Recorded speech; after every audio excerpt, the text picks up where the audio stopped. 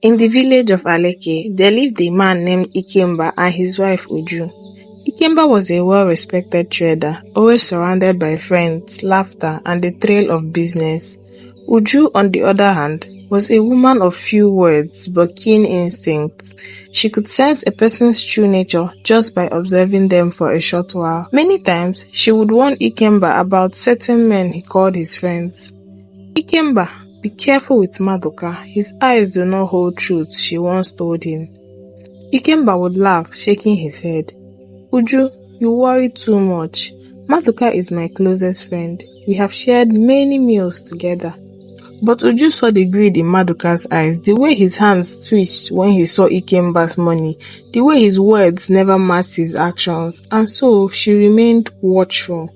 Time passed and Uju's warnings continued.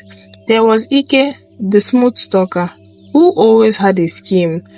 Ndo, who never seemed to work, but he always had money. And Oriri, who only visited when Ikemba had good fortune. One evening, Uju sat by the fire, grinding corn as she spoke. Ikemba, these men around you, they are not your true friends. When the time comes, they will leave you in the dust. Ikemba laughed, lifting his calabash of palm wine. Uju, my love, you are too suspicious. These men have been with me for years. Uju only sighed, knowing time will reveal the truth. One day, Maduka came to Ikemba with a business deal. Brother, I have found a great business opportunity. If we invest together, we will double our wealth in a month's time. Ikemba was eager to grow his trade. He poured nearly all his savings into the deal. But as it was happening, he ignored the quiet shake of Uju's head and the warning in her eyes. A month passed, then another month. Maduka was nowhere to be found. The business had been a lie, a clever trick to steal Ikemba's wealth. Still, Ikemba did not learn. It was just bad luck, he told Uju, though doubt had started knocking at his heart. Next came Ike, who convinced Ikemba to be a guarantor for a large loan. It is just a favor, my brother. I will pay it all back, I promise. Ikemba quickly signed without hesitation, but when the time came to repay, Ike vanished like a whisper in the wind. The debt fell onto Ikemba's shoulders. With time, his shop grew emptier. The debt collectors knocked at their door every day. One by one, his so-called friends disappeared. Ndo, who had once dined in Ikemba's home, now looked away when they passed in the village. Oriri, who had always come with laughter, now pretended not to hear when Ikemba called him. Ikemba stood in his once thriving shop, which was now half empty. He didn't know how to feel. He was full of regret for trusting the wrong set of people. But what could he do? When he got home that day, he turned to Uju. She was still there, grinding corn by the fire, just as she had always been. Uju, he said, his voice was heavy. He didn't want to break down in front of her. I should have listened to you. She looked at him. Her eyes were filled with both love and sadness. Yes, you should have. But then, Ikemba's troubles were far from over. Not long after that day, Ikemba sat lonely in his shop. The shelves of his shop were almost bare because there was no more money to buy goods to restock the shop. The once bustling place where traders came from far and wide was now very quiet. The weight of his choices sat heavily on his shoulders. He had ignored Uju's warnings, trusting friends who had vanished like the morning mist under the sun, and he had been too ashamed to ask his wife for help. But he decided to put away his shame when he got home.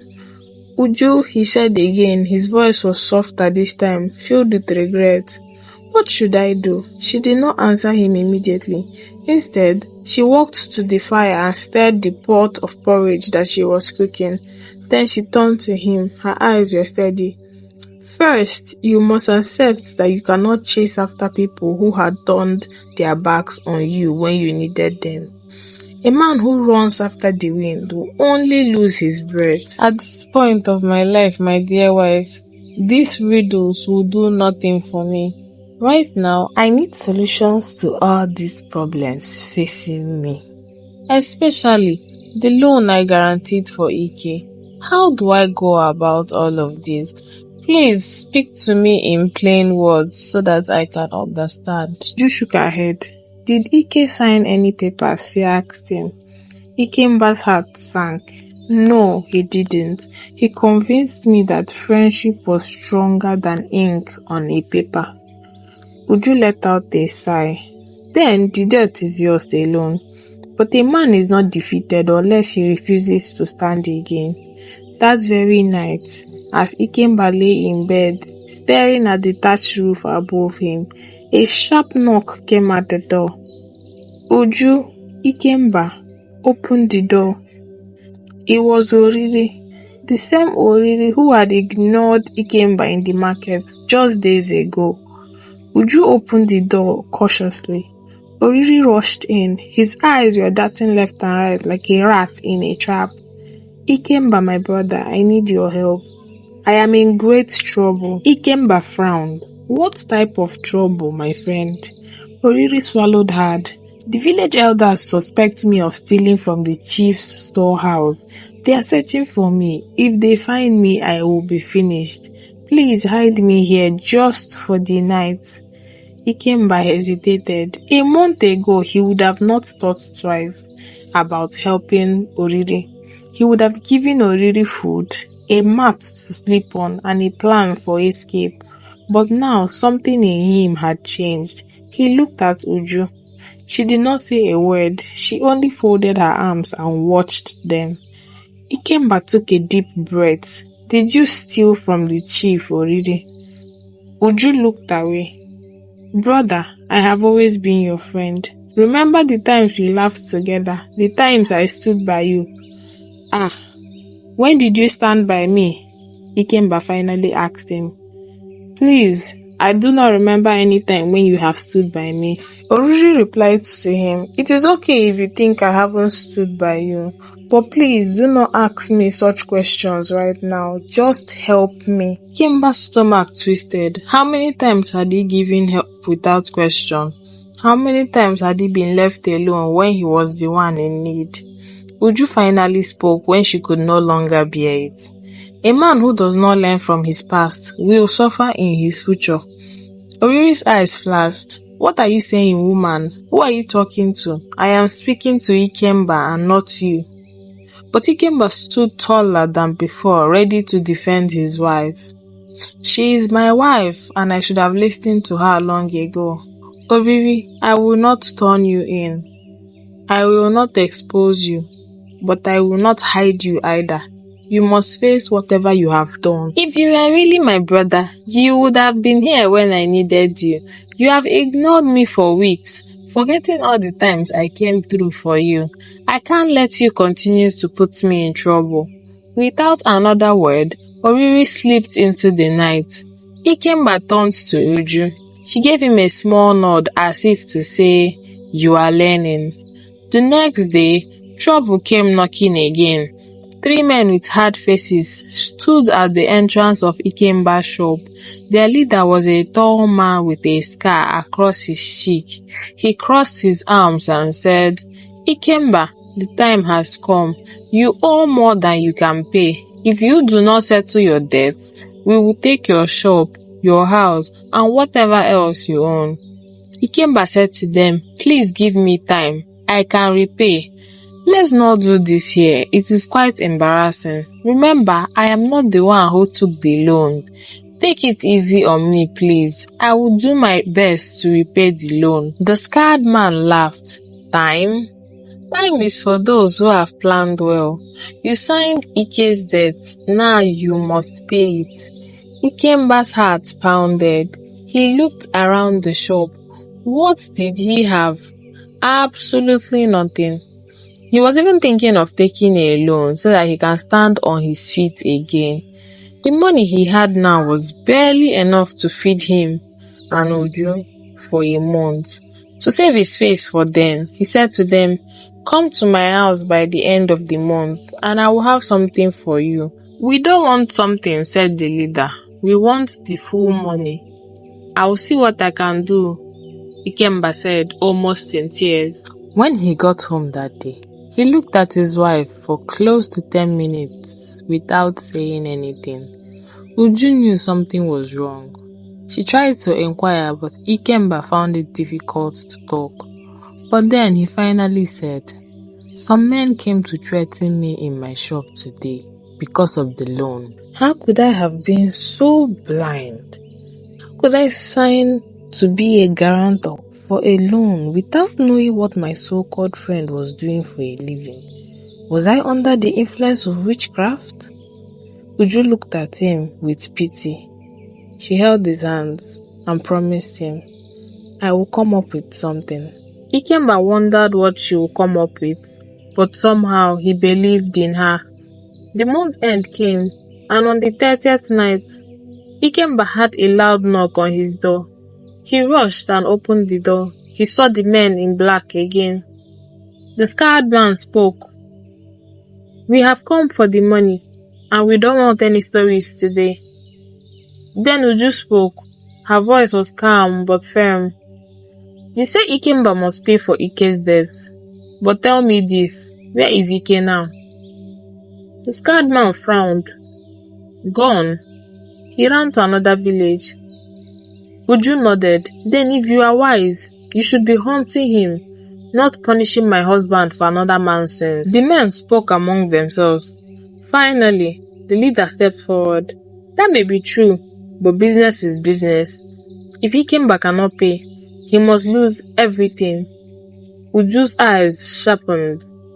"Then let me make a trade." Ikemba's breath got caught in his throat.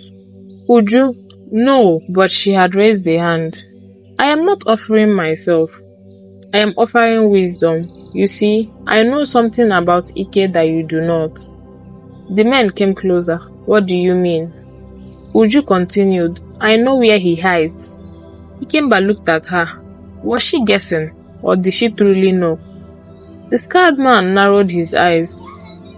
"If you lead us to Ike, we will erase Ikemba's death. But if you lie, we will take double from you."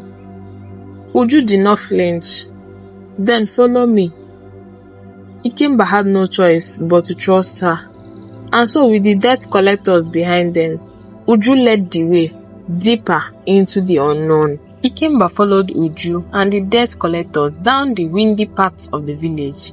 His heart pounded as he wondered what his wife was really planning.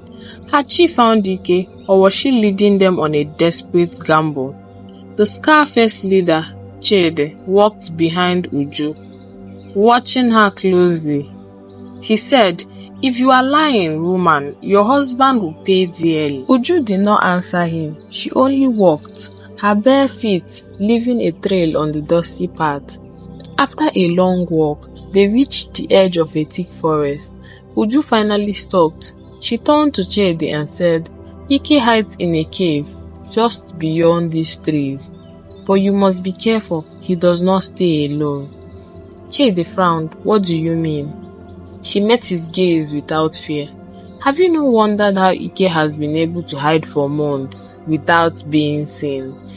He joined a group of thieves. If you go in carelessly, you will not return." The men exchanged uneasy glances. Chede's eyes narrowed. "Why should we believe you?" Uju sighed.